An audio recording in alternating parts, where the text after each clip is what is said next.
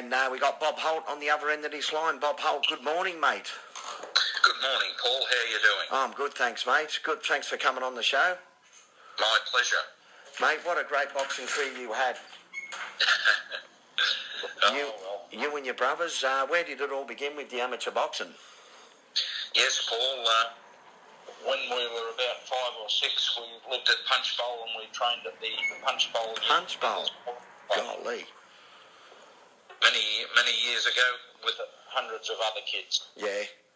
There was plenty of good old trainers down at that day. There was my father, Bob Holt. There was Dave Skews. All the Skews brothers used to train down there. There were some good ones. Keith, Warren, Ronnie trained myself and my brother Benny and Johnny. For a couple of months we used to swap trainers to get a bit of experience. One of your old trainers used to train down there too, George Azule. Yeah. Was your first trainer. Geez, that's the first trainer I ever had. Geez, God.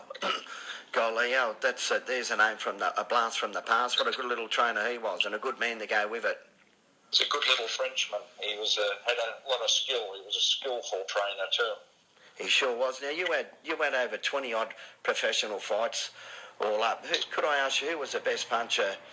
Who was the best puncher and boxer you ever fought? Well, look, probably the hardest puncher that I ever fought was a fella from Cronulla called Steve Host. Okay.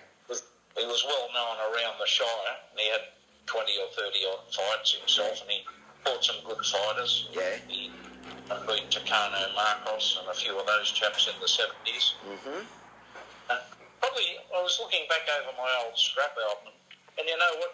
You come up with some names that you haven't thought of for a while. The toughest fella that I actually ever fought was Brian Fitzsimmons. Okay. I wish, I don't know whether Brian's alive or dead now, but geez, he had some fights. He fought everybody, you know, from 3 or 4 different weight divisions. He'd just turn up and put the gloves on and let's go.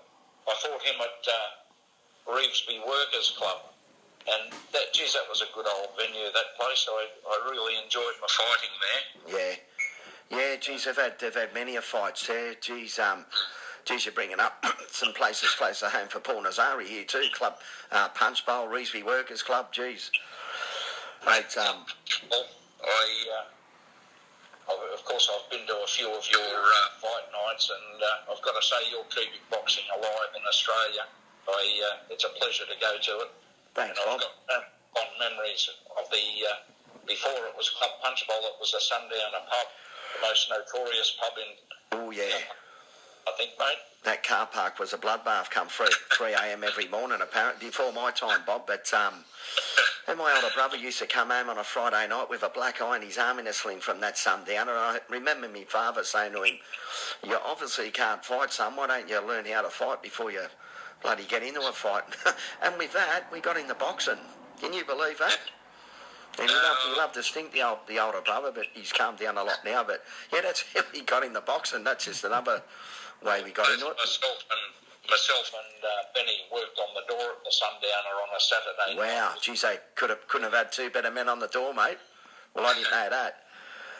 We were well known by the people from Greenacre. So. Well known for your right hooks and your left rips, or just well, they came and watched us fight. Yeah. They were on the door. They were friends, you know, and you had mates there, and it stopped a lot of fights, I reckon, just by knowing the people.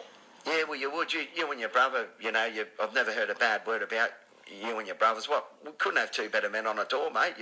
And if a fight did break up, I could imagine you breaking it up and not letting it even go anywhere near beginning in the first place.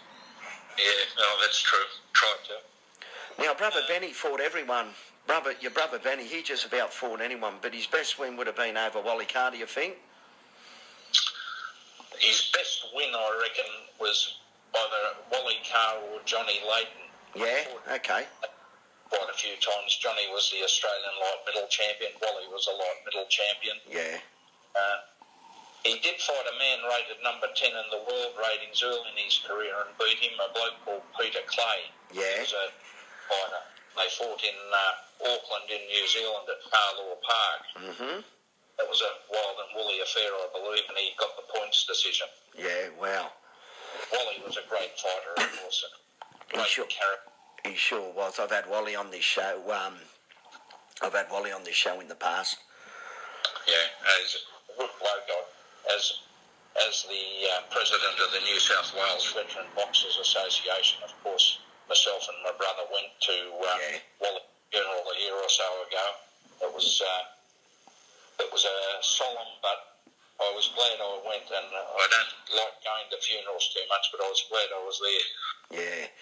There was plenty of boxers there too. Tony Mundine was there. Every boxer that I ever knew was there, to tell you the truth. I bet there was. Now, your brother Johnny Holt was Aussie champ. How good was Johnny?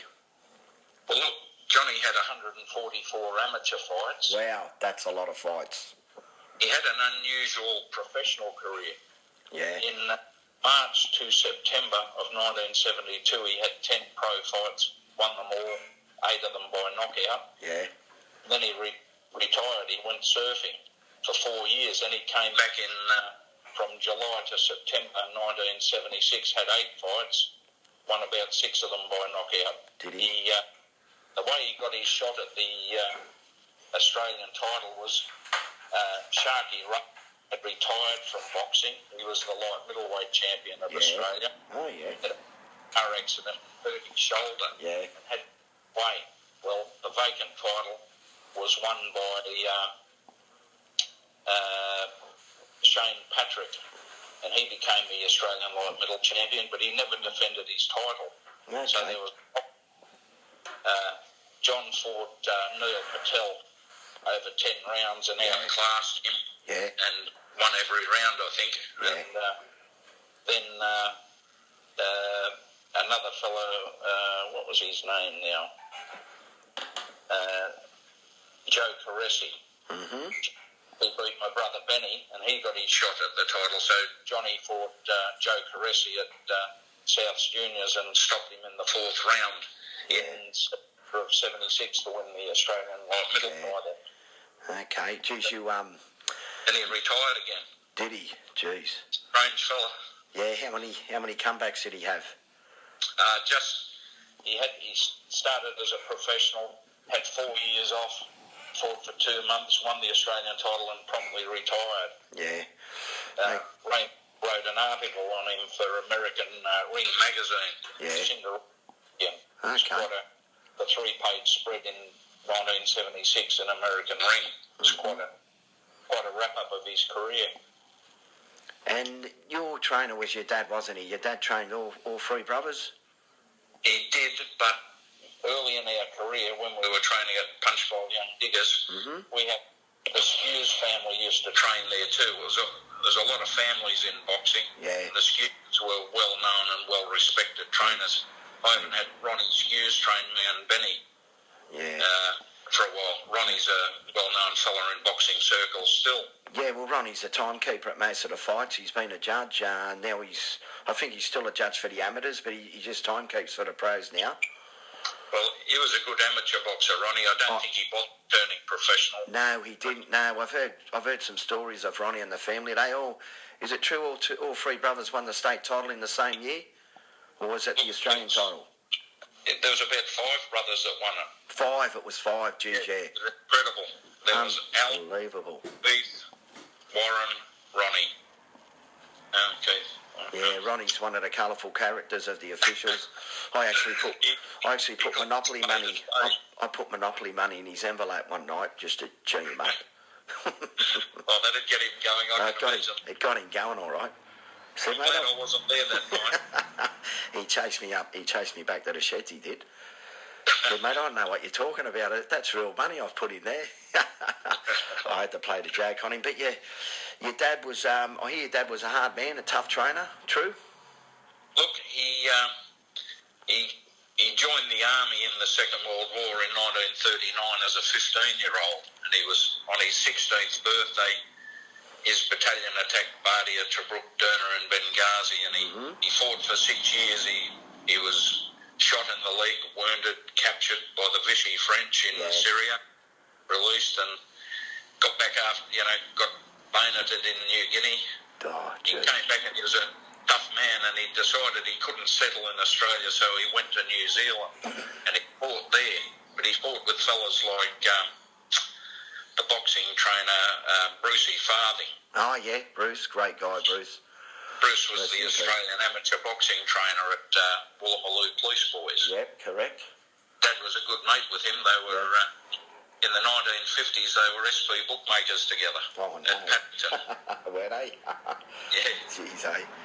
They all worked on the waterfront at the time. There was a lot of wharfies that were boxers. Yeah. My brother and I both worked on the waterfront. I've retired, but my brother Benny still works on the waterfront. Does he? He's the first aid man at Patrick's stevedoring. Yeah, and both you and your brother on the veteran boxers board as well, aren't you? Yeah. Yeah. I've been the president for 2 years now. I'm definitely not the brains behind the outfit. I'd call John McDougall and Jack Moran probably the brains. And two great guys, mate. Two great guys. They do a great job.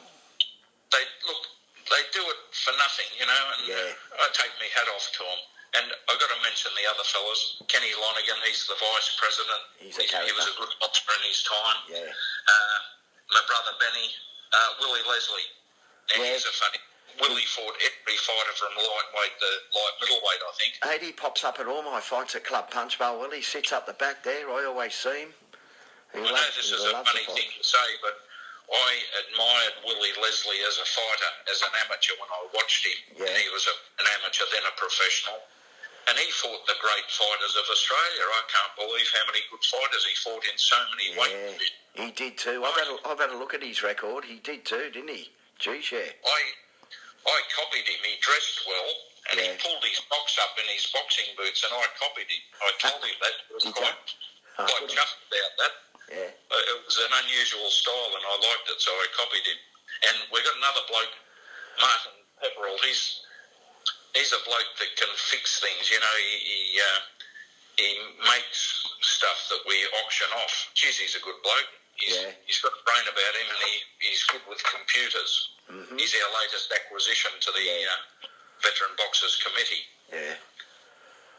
Okay, well, mate, we had a good chat the other day at the Revesby Workers Club, didn't we? We swapped stories, and God, I think we were having a chat. Was it nearly 2.5, 3 hours?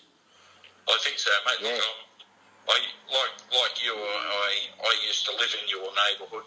That was our club, and I still remember it from the boxing days. And I like the people that live around that area. Oh, they're all good people. I did a fair bit of work after I finished boxing in 1980. I kept with Bankstown Sports Club, and I ran the gym there. Had young blokes coming off the streets and had some good prospects came through. I had a shout out to Antoine. He works with me now. He's a good bloke, and I trained him as a kid.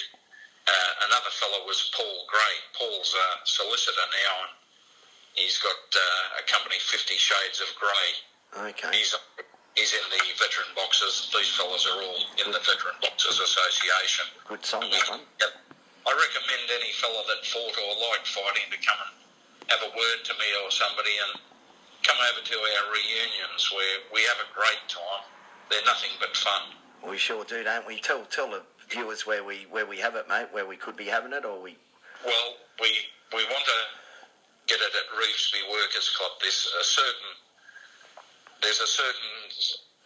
We're in sync with that club.